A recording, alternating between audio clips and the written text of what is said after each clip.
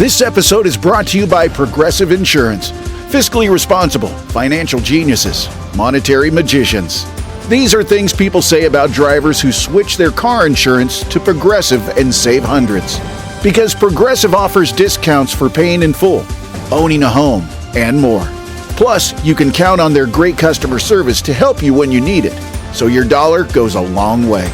Visit Progressive.com to see if you could save on car insurance. Progressive Casualty Insurance Company and Affiliates. Potential savings will vary. Not available in all states or situations.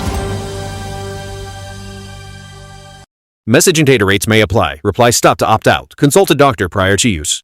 You look amazing. What have you been doing? You've heard of Ozempic, Wegovy, and other GLP-1 medications, right? Well, if you qualify, Zelty providers can prescribe semaglutide, the same active ingredient, at up to 90% less without insurance. Done all online. No wait at the doctor's office or pharmacy? No wait. Zelty can ship the same active ingredients as other expensive GLP-1s to your door. Get started with Zelty today for just $39. Call pound 250 and say keyword care.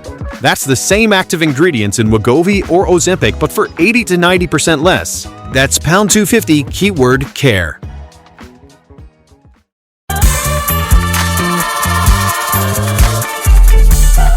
Welcome to the CJ Moneyway Show podcast, the podcast show where we unlock potential one dream at a time. Today, we have another guest whose journey is truly worth hearing. Sit back, relax, and enjoy the Moneyway experience.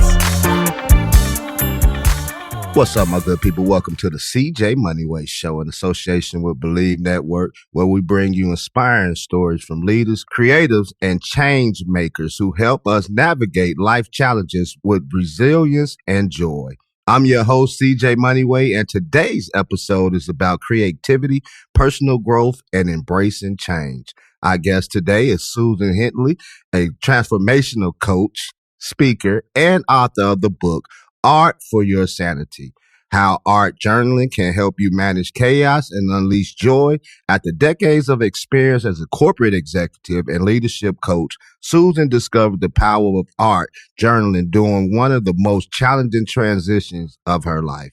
Now she's on a mission to help others navigate life transitions with creativity, playfulness, and being authentic. Susan, welcome to the CJ Moneyway Show. It's a pleasure to have you on today.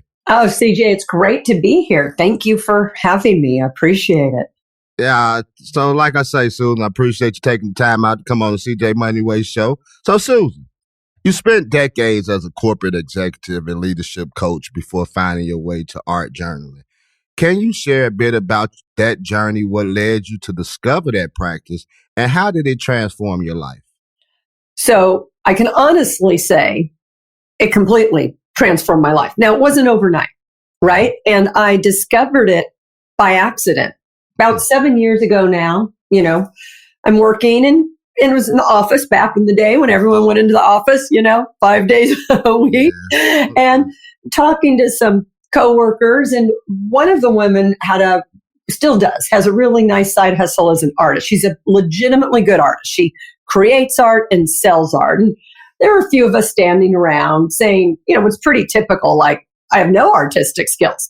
And I don't in the traditional sense. Mm-hmm. And so she's like, hey, I'll have a few of you over a couple hours on a Saturday, maybe do some wine, cheese, and crackers. I'll teach you a little bit, right? It'll be fun, low key. So I go on this Saturday and she's teaching, sort of about the color wheel. We're at a table. We've got all these paints and collage. And I'm sort of off to the side listening, but like, oh my God, I haven't had like paints and stuff. I'm sitting there messing around and I make a mess, right? It's just, I've got this soggy piece of paper by the end. I'm not sure. I think she was trying to teach the color wheel or something like that. And I have this big like splotch that I didn't quite let dry, sort of brownish, but I love it. It was like the 2 hours flew by and I thought, wow. So in my professional sense at that time, I was working human resources, really helping people in their careers. I was doing a lot of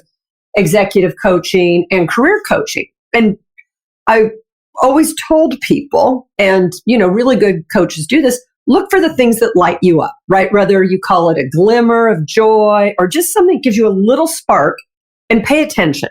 It doesn't mean it's the next career. It doesn't mean this or that, but start to pay attention about those things that like really catch your attention and make you feel great. And that's what playing with this art did.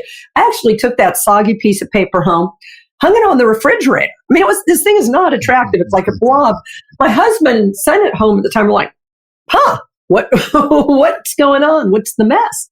And we still had some art supplies. So, it's one of those things like I forced myself to take my own advice, and we had some crayons at home, and I just started to play. Sometimes I'd be in the kitchen, literally waiting for like the water to boil. And instead of just scrolling on my phone or multitasking, I would just doodle. I would draw something, scribble, and it sort of grew. I went to the kids section, got myself some glue sticks, all super inexpensive stuff. And I would play with art maybe about 10 minutes a day, right? Not a big commitment. And it wasn't ever about creating something. I mean, all this stuff was like a big splotchy mess or a collage, right? I love like the glue stick and the crayons. But what started to build over time, and this aligned with what I was doing in my corporate job, is I started to pay more and more attention to how I was feeling. I got really curious, like, why am I enjoying this? Like, it's a release, right? It's fun, makes me feel like a kid again, no pressure, right? And then about then the pandemic hit and locked in, work went crazy. Was very worried about some people very close to me during that time. So there was a lot of caregiving. And I started to use the art journal, like process all my anxiety, like my fears, anger. Had a lot of anger at the time. I can't believe that, Susan. People, you don't always know what it is, but then all of a sudden you find yourself drawing these little screaming faces, and the little emoji and the screaming faces yelling like rage or shame. And I laugh about it now because it's a funny crayon drawing. At the time, so real. And then I just got really curious, like, what's going on here? Right. And as I started to research it, there's a lot of brain science out there that what was going on is I was getting out of like the left side of my brain that was analyzing where the worry, the logic was, over to the right side of my brain because I was playing. I was releasing my fears, if you will, and my emotions into something that was sort of holistic. And the art journal is just mine. It was private, right? I mean, I could save it. It was just a little notebook. I could throw it away. It didn't have to be anything other than for me. And the more I did it, and this has been going on now for about some years, the more I realized it was time to have a different career. It was time to sort of, as much as I loved the company and the people, that kind of job no longer fit me and what the kind of work I wanted to do, right? It really was me, not them. Yeah. And that happens, right, in life. We grow, and if we don't pay attention to those growth signals, if we're too afraid, and the art journaling, I would say, really encouraged me to take the leap. So to your first question, how has it changed me? Through doing it, I quit a job that I was planning. If you had asked me a couple of years before, I would have said, I'm going to be there another 5, 6, 7 years, right? I was just going to keep going. I changed my whole plan. I sort of jumped off the cliff and did part-time work here and there and consulting. And eventually I realized I was talking so much. And as I was coaching people talking about art journaling, I thought I need to share this more broadly. And that's why I wrote the book, because I'm talking to people about it one-on-one, and it's like, no, I might as well share this, see if it helps anyone else.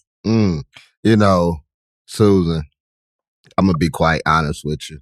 And I used to work at a job where we used to have to make boxes. It was a candy factory. And so, we used to have to put the boxes together for displays and things of that nature. And I could never do it. And so I used to tell them all the time, I say, I never was good in school with arts and crafts.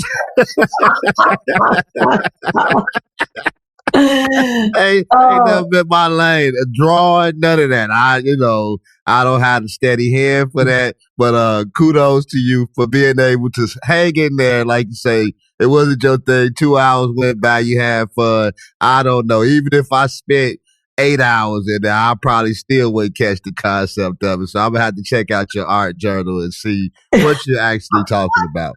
So, Yeah. Susan, you mentioned the pandemic. Yeah. You mentioned the pandemic and your own impending retirement brought immense stress because you said you had like 5-7 more years to go. How did art journaling help you navigate those challenges? First of all, right, because the art journaling's just honestly whatever you want to create, right? It's not about making art. It helped me to process the emotions and the fears. I told you about, I was laughing about like the little screaming face when I was in a rage. And it helps you to start to see that your emotions pass, right? Whether it's your fears about the future, your uncertainty, even when you're feeling really pumped that, we're not our emotions. Our emotions come and go. And the better we can, if you will, be aware of them and manage them. So art journaling really helped me get out of the fear of the unknown. I had a lot of well-meaning advice that I needed to know exactly what I was going to do when I left my job. And like, if I didn't know, I would go crazy because I was this high energy person, right?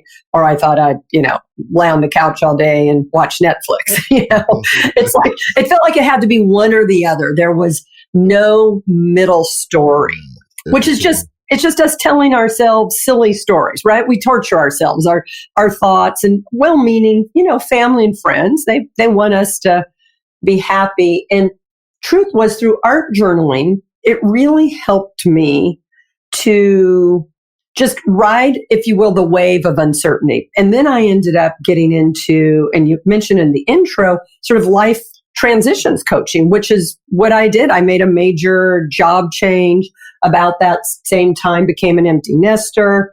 My husband and I moved across the country to a new place. So all of that, all of a sudden my life doesn't look like anything I used to know. I'm not with friends. I'm not working full time, not raising a family in the same way.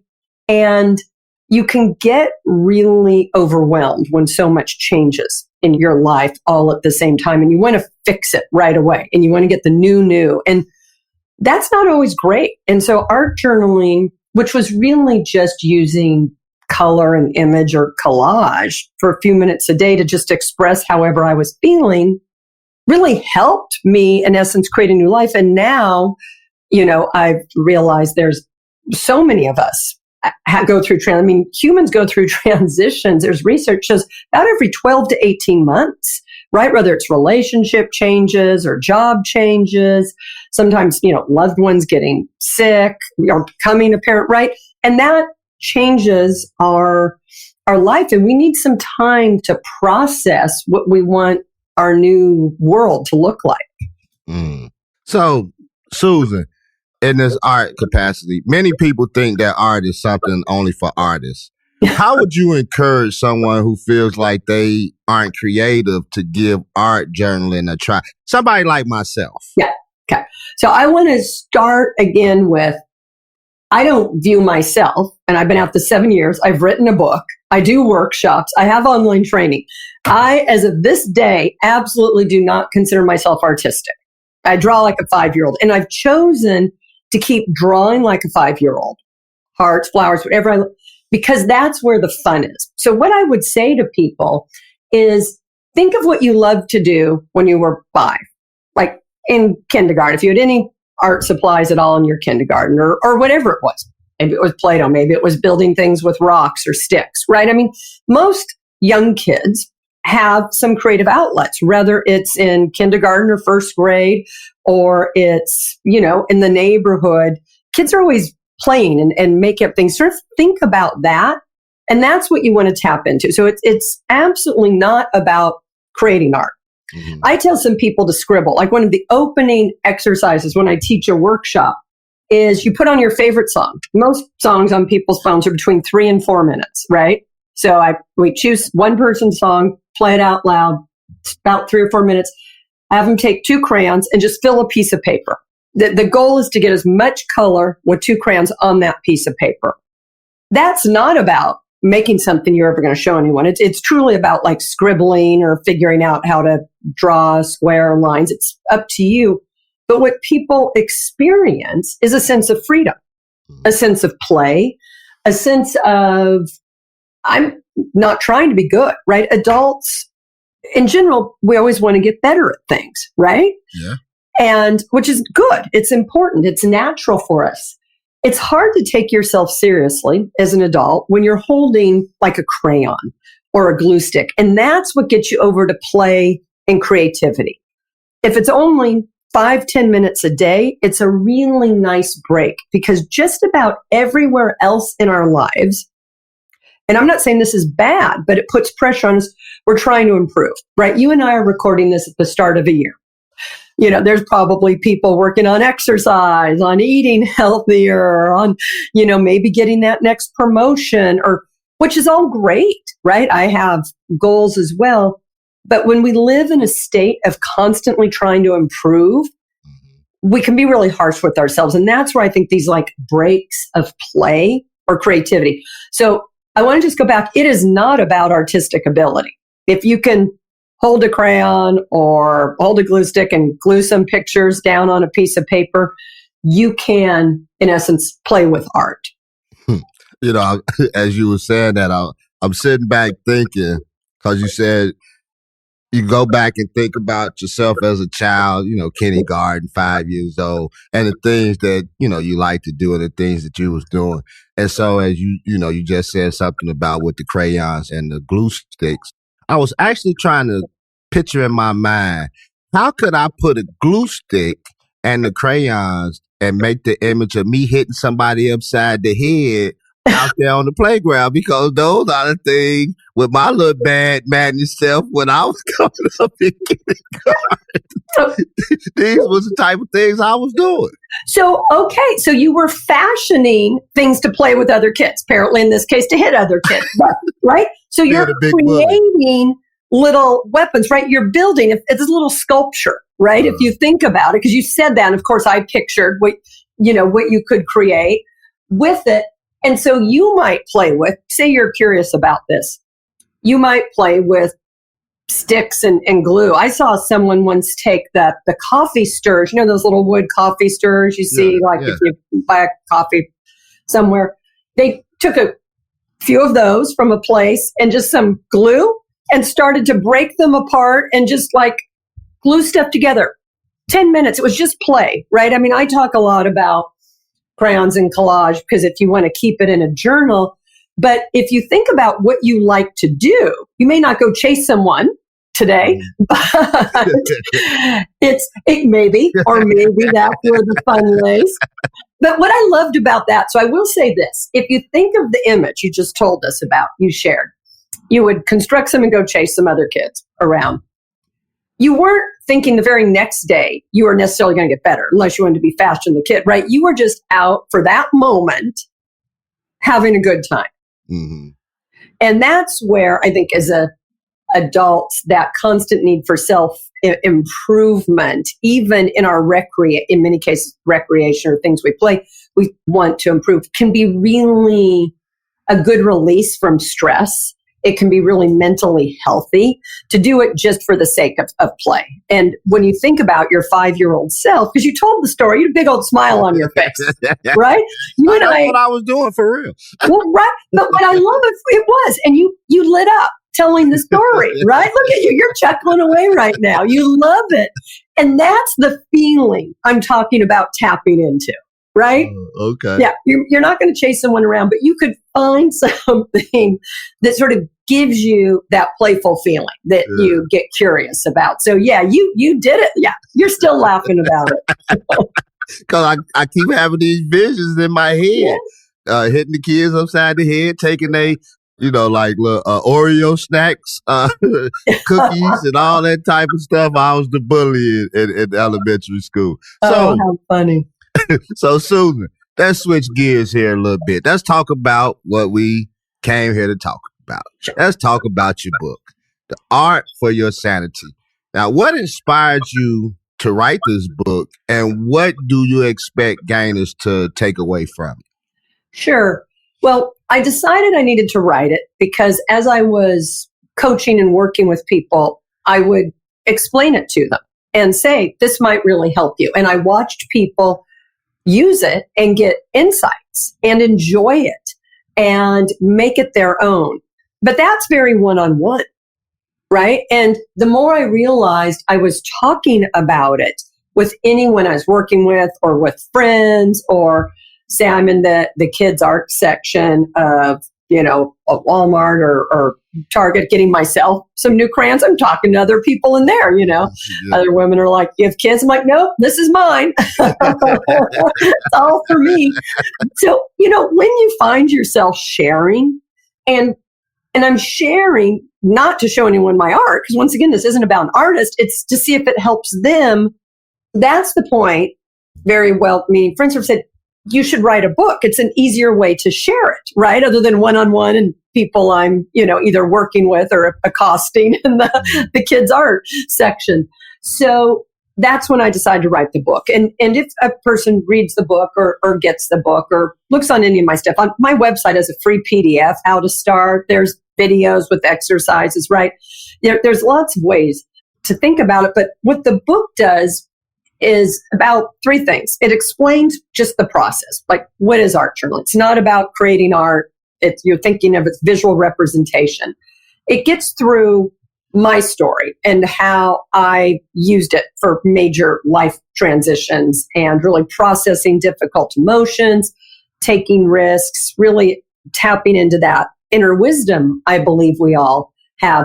And then the third thing is I was able to find, because of other researchers, some really great brain science as to why this is the case, right? Why it's good for our mental health, why adults spending some time in play and working on problems with creativity is so important for us. So those are the three things that you get when you read the book. It's sort of like a how-to. Message and data rates may apply or consult a doctor prior to use. Wow, you look amazing. What have you been doing? I'm sure you've heard of Ozempic, Wegovy, and the other GLP-1 medications, right? Well, I found this great company called Zelty. If you qualify, their providers can prescribe medications like Ozempic and Wegovy and other GLP-1 medications that are 80 to 90% less expensive, all 100% online. I can get GLP-1 medications for 80 to 90% less and do it all online? No doctor's office or pharmacy? Yes, Zelty can provide semaglutide or tirzepatide, the active ingredients in Ozempic and other expensive GLP-1s, but for 80 to 90% less and shipped directly to your door. How do I get started with Zelty? Call pound 250 with the word CARE to get started today with Zelty. Get the same active ingredients in Wegovy or Ozempic, but for 80 to 90% less and 100% online. Don't wait. Call pound 250 with the word CARE right now for a link to your exclusive offer. Call pound 250 with the word CARE. That's pound 250 with the word CARE. Pound 250 and CARE. You just realized your business needed to hire someone yesterday. How can you find amazing candidates fast? Easy. Just use Indeed. Stop struggling to get your job post seen on other job sites. With Indeed sponsored jobs, your post jumps to the top of the page for your relevant candidates, so you can reach the people you want faster. According to Indeed data, sponsored jobs posted directly on Indeed have 45% more applications than non-sponsored jobs. Don't wait any longer. Speed up your hiring right now with Indeed. And listeners of this show will get a $75 sponsored job credit to get your jobs more visibility at Indeed.com/PODKATZ13. Just go to Indeed.com/PODKATZ13 right now and support our show by saying you heard about Indeed on this podcast. Terms and conditions apply. Hiring? Indeed is all you need. This podcast is sponsored by Talkspace. You know when you're really stressed or not feeling so great about your life or about yourself? Talking to someone who understands can really help. But who is that person? How do you find them? Where do you even start? Talkspace. Talkspace makes it easy to get the support you need. With Talkspace, you can go online, answer a few questions about your preferences, and be matched with a therapist. And because you'll meet your therapist online, you don't have to take time off work or arrange childcare. You'll meet on your schedule, wherever you feel most at ease. If you're depressed, stressed, struggling with a relationship, or if you want some counseling for you and your partner, or just need a little extra one-on-one support, Talkspace is here for you. Plus, Talkspace works with most major insurers, and most insured members have a $0 copay. No insurance? No problem. Now get $80 off of your first month with promo code SPACE80 when you go to Talkspace.com. Match with a licensed therapist today at Talkspace.com. Save $80 with code SPACE80 at Talkspace.com. A bit of, my own story, and then it's the science, if you will, behind the why. Yeah, I like that. 3 points that you broke down. So, Susan, you also have other things that's connected with this. You also offer an online course called Artful Transitions. How does that course complement the book, and who could benefit most from it? So what the course ended up doing, I wrote the book first, and then as people read it, and it's all the kind of person you are. Each of us knows how we learn best. The course really goes deeper, and there's a workbook to sort of guide you through the process and some of the self-discovery. It gets you to look at, how you're feeling when you're doing it, what kind of colors you're using and why, right? Because colors mean different things to different people at different times. It helps you work on your values, like to make sure you're really clear on what your values are, and are you living in alignment with your values. So the course and the companion workbook really goes much, much deeper through it. It starts with play, then helps you work through difficult emotions, then helps you work through sort of messages and tapping into your inner wisdom. And then I've done one or two other just short videos to get people started, right? Some people just want a quick explanation. Others want to really take it very seriously and do the work and do their value clarification and really sort of develop a system for better understanding themselves. So let me ask you, Susan, because you said, you get colors and like you have a coloring scheme like me.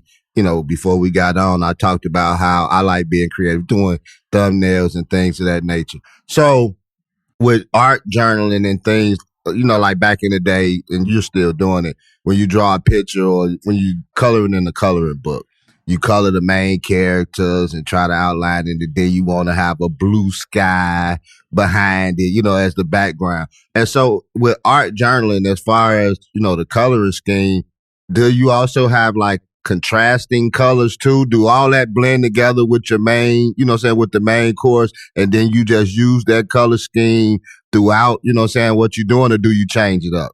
So I change it up. And what I really encourage people to do is, because they're using it as a journal for how they feel.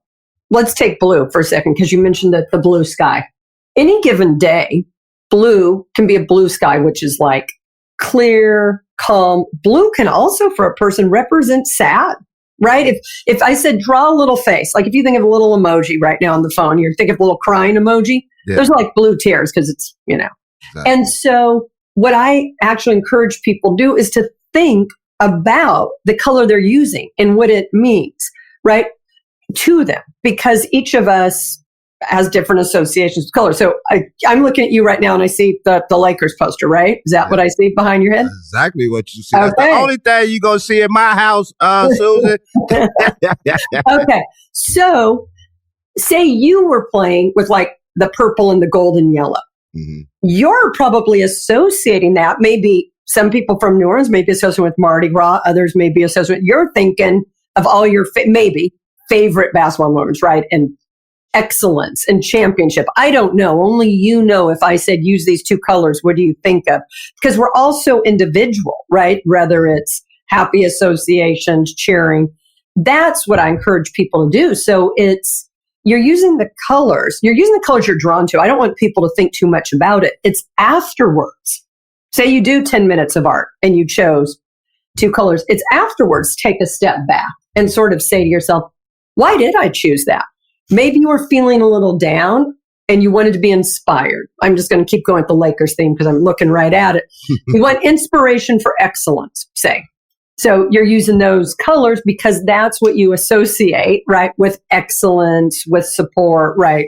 I'm making this up. You know how you do with the Lakers, but I'm guessing you think they are excellent, right? Well, not right now. But see, I've been a fan since 1980, so you just don't turn things on and off like that, Susan. You should know that coming from Northern California. I do. No, you don't turn it on and off, but you do appreciate their runs. Mm-hmm. And So maybe it's hope for you. Maybe it's nostalgia. I don't know how you would feel when you use them. But the one thing I will say about them that's sort of interesting is even with ups and downs, it's an interesting symbol, right?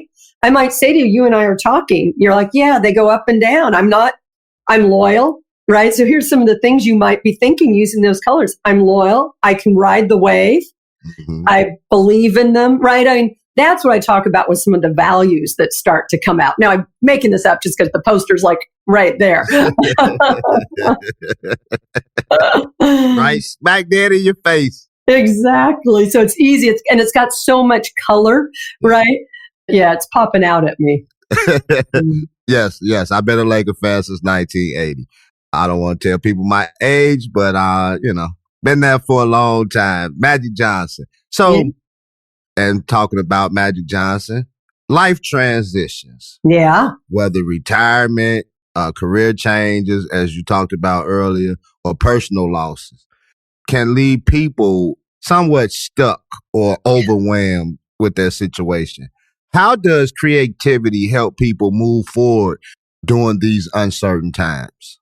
You are so right that when you get thrown a really big curveball, right? And you just brought Magic Johnson, you're one place and then you're not. Mm-hmm. Your whole identity gone in that moment. And so much uncertainty, right, at the time about the implications. That is such an extreme example. But when we go through a transition on many cases, lower levels, but not always, health diagnoses are one of the biggest life transitions that bring us to our needs, whether it's a loved one or our own. Those are the transitions where we have to reassess. But where creativity helps is, one, the tendency is to just hunker down and to want to escape it or make whatever it's going away or to feel sorry for ourselves. We can't do that for long. And so getting creative, first about just now what? When everything you believed was one way and all of a sudden now it's different. There's a grieving process, and art and creativity can help with that, and the releasing of sort of what was and all those feelings, which are, anger, frustration, fear, uncertainty, right? Whatever it is in our life transition to what now? And that's where doing things that are creative opens our eyes up, because sometimes we get so stuck in only thinking one path that when you're doing something that's a little playful, that's maybe a little messy, it shows you there's a lot of paths. There's so many more paths than we can even imagine because we're constantly trying to, fit ourselves in a box. So using art and doing creative things really can help people to reinvent themselves. About half of the life transitions we experience happen to us, right? Half we may initiate, right? We may meet a partner, choose to get a new job, have a family. But then there's half, which are health diagnoses, job loss, any number of things that occur, empty nest, different things like that are just part of life that we can get stuck if we're not careful. And the whole idea of transition coaching, and like I said, I think art journaling is really helpful, is to help us grow through it. It's not to ignore it. It's not to get stuck. It's not just to do the next thing no matter what, even if it's not a fit, right? You've got to be comfortable while you reinvent yourself. And you're not going to get it right the first time. And that's, I think, where people need a lot of support, because you talk in a transition, there's the end of something that you have to process. There's the big messy middle, which is not straight. We want it to be fast. We want it to be straight, right? We just want to get through that uncertainty. And then we want to get to the new exciting thing, whatever that is. Yeah. And the truth is that middle is, for most people, because I think it's just part of being human, it's long and it's all over the place. It's a big old scribbly mess, which is why I love scribbling, because days, that is just what life is like. It's a big old scribbly mess. Yeah. Somehow, like how I write, when I write notes, I wrote a whole book, scribble. I can read it, but if I was to show Susan my notebook, she'd be like, "What is this that you have going on, Corwin?" But I can start reading every word verbatim. And so I get what you said. Sometimes things are messy. You love the beginning, but it's that middle. Sometimes too, as I'm hearing what you're saying, that's that trying period. Like Like, oh, can I get over this obstacle? Or as a writer, a writer's block, or, Oh, yeah. Can I get this thing together? How do I connect this with that? And I know the beginning, I know the ending, but what do I add in the middle? That's when things, and that's life too, start getting tricky. Always. A little bit. No, it's that middle that's so uncomfortable where all the growth happens if you're willing to stick with it. And I think that's where sometimes working with a coach or working with someone's really helpful to keep you from getting stuck and also not just jumping to the next thing. And, if you don't build during that middle, that end you're trying to get to sometimes isn't a good fit. And you need to be, careful. Mm-hmm. So, Susan, as we getting ready to close pretty soon, let me ask you a question. You bring a unique perspective, having years of experience in leadership and human resources. How do you blend creativity with traditional leadership coaching, and how can leaders benefit from incorporating creativity in their work? Yeah, I think it's more important than ever that leaders incorporate creativity, and for a few reasons, right? AI, right? All we're hearing about is AI, and it does amazing things. But that human creativity, the human being willing to look at things differently. And in business, every business needs to innovate because things are changing. You don't innovate because there's been a playbook already written, right? It's already been done. If there's an ABCD, it's not new. Yeah. It's not fresh. Innovation is just another word almost for creativity, if you think of it. And so I think leaders are so challenged right now with all the generations in the workforce, the different expectations of different generations in the workforce. You can't just do things the way you were originally taught. You need to really sort of step to the side and think about, what does my team need? What does this organization need? And how can I look at things just a little different to get different changes? And that's where doing some creative exercises is really, really helpful. Because the more you just keep thinking, I have to do something different, you just are staying that left side of your brain, just going over that same loop over and over. You're not getting anywhere. You need to sort of get yourself out of it. I liken it to, and tell me if this has ever happened. I've heard lots of people say they get their best ideas in the shower. Right? Have you ever heard you? Okay, look at those arms go up. So let's think about why that is. Because in the shower, you're just feeling the water. You're in there to get clean, right? You're enjoying the water, whatever it is.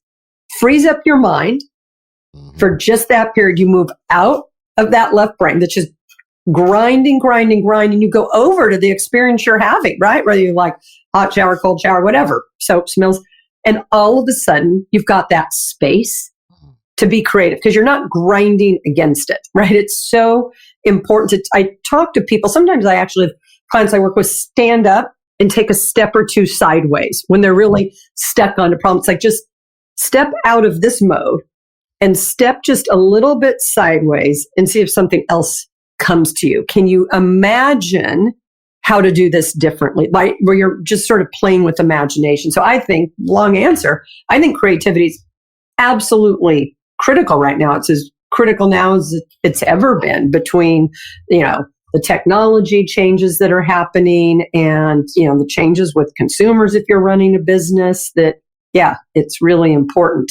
And you don't get creative by telling yourself and beating yourself up, I need to be creative. You get creative by doing something fun and releasing your mind. That's the key thing. That's why the darn shower is so great, right? Yeah. I love the shower. That's why I get a lot of my thoughts from, like you say, a lot of things, just come to me in the shower. And for the record, I like hot showers, not scalding hot, but hot. I can't do cold. Yeah. And another thing too, Susan, I get ideas too, just riding to and from work with no radio, that's why I spend a lot of time and getting, a lot of ideas and trying to be creative on things that I'm trying to do as well. And, I agree with you too. You said something earlier, like you got your main, sort of like you human resources, you have your main job, but, you being creative to do other things. And so it takes your mind off of that. Like I do the podcast, but I have other things besides the podcast where I'm trying to work on a screenplay and things of that nature. So it takes my mind off of this because I'm being creative in doing that. Or when I'm putting the thumbnails together, or when I get ready to put this episode out and do our video clips and things of that nature. It's just the creativity part of it. And I'm guilty. I love AI. It generates everything you put in it that you want to come out of it. I'm guilty of that. Like I told you before, and I wouldn't tell you a story. I'm not good at arts and crafts. Yeah. So I love AI. I think it's a terrific tool, right? I think it's the tool. We just don't want to outsource our creativity. But when you said the screenplay, that's so interesting. What you're describing when you switch between different things is what's happening and what I'm, telling people to do with their brain. You get off one task and one thought. Your mind, magnificent. It's going to keep working it, but it's just going to work it in a different way. More holistic, more integrated, without what I call the stress or the deadline or the pressure. I agree with you. The drive or the commute for some people when they, listen to music is another great source where you're sort of allowing yourself to just process and observe and be. And that's where I think, when we give ourselves some space, we get pretty creative. Yeah. And you got to have space and peace. That's one thing that I preach on. And I thank my wife, and I had to tell her on New Year's Eve. I was just telling somebody this the other day. I thanked her for giving me the space that I need to create and be creative and do the things that I'm doing. You know how it is. You're in that space where you're writing books and you're doing things. We need space. Yeah. Need you hovering over me, complaining about what I'm doing and this and that. Cause sometimes it takes us away from the family, because like you writing a book or doing an online course. I got a deadline to meet, or I got this to do. I don't need you nagging. You know what I'm saying? Honey, let's go to breakfast or let's go to lunch. We'll go tomorrow. Today, I got to do this. So, I thank God for having a wife that I have that lets me be in my creative form. And I'm pretty sure with your husband and y'all traveling all around the world. And so I know that that's nothing new to you guys on transitioning. Yeah, no, it's true. And gratitude, you really hit on something, CJ, that spending some time being grateful actually makes us more creative as well. Because we have such a negativity bias as humans. Like you can always find that the stress or things that aren't going well, but spending time where you actually think about what you're grateful for and why, like you really articulate for your wife why her giving you space is so important. And even that is a act that moves us into a space of possibilities because it sort of makes us pause for a minute and just look at it differently. It's not all deadlines. It's, gosh, here's this person.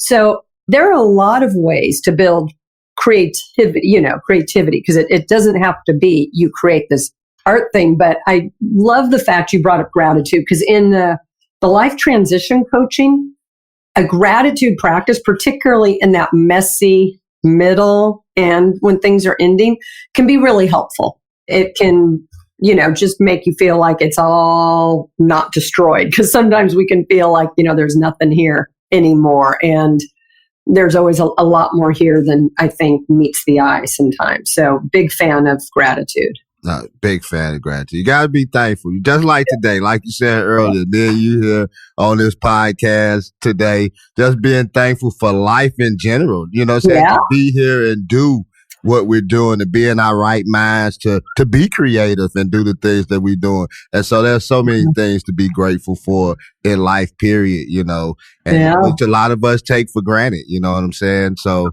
that's the thankfulness. I'm going to leave you with this question, Susan. Okay. Your journey is so inspiring, and the work you're doing is helping people bring more color and meaning to their lives. Looking back, what's one piece of advice you would give to someone who's afraid to try something new, whether it's a creative practice or a major life change? That's actually a great question. And if you're afraid to try something new, take the smallest possible step, right? I don't know what it may be, but think of what is the smallest step and take one of those each day. New career or something. It's many times people think they have to do it right away, right? I need to send out all the resumes. I need to network. I need to have this all done. We get really discouraged or really overwhelmed.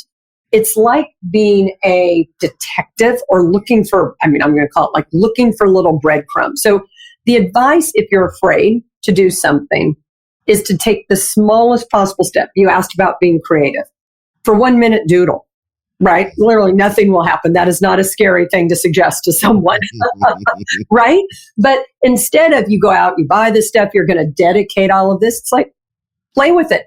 And whatever that small step is, whether it's a career change or changing your life, is you take each small step, pay attention to how you feel and sort of thank yourself for doing the small step. Don't mock yourself for the steps too small, right? Just you build up courage, not so much by all of a sudden getting brave. It's just getting a little more comfortable. You're just trying to expand your comfort zone. So if people get way too far out of their comfort zone, they tend to freeze up and not have the skill. So it's little steps.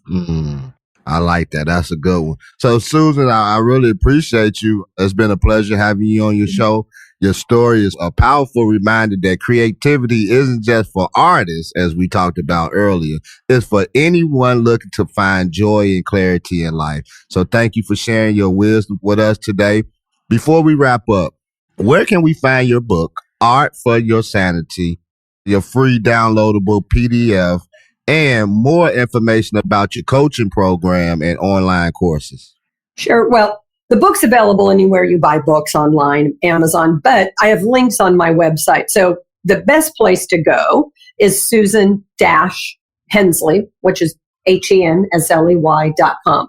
There's the PDF. You can buy the book off of it. It can link down to the online course, other videos. So everything's there, but the book's widely available. You heard it right here. Hey, again, thank you, Susan, for joining us on the CJ Moneyway Show. And to our listeners, thank you for tuning in. If you found value in today's episode, please leave us a review, subscribe, and share it with someone who might benefit from Susan's message. Make sure to visit SusanHensley.com to grab your free guide on getting started with art journaling and learn more about her book and online course. Until next time, stay curious, stay creative, and keep finding ways to bring joy into your life. This is your boy CJ Moneyway signing off. We out of here. Peace. Thank you for listening to the CJ Moneyway Show. Don't forget to share this episode with your friends, leave a comment, and drop a review. Be sure to tune in every Tuesday and Friday for more inspiring journeys. Who knows? Your story might be next.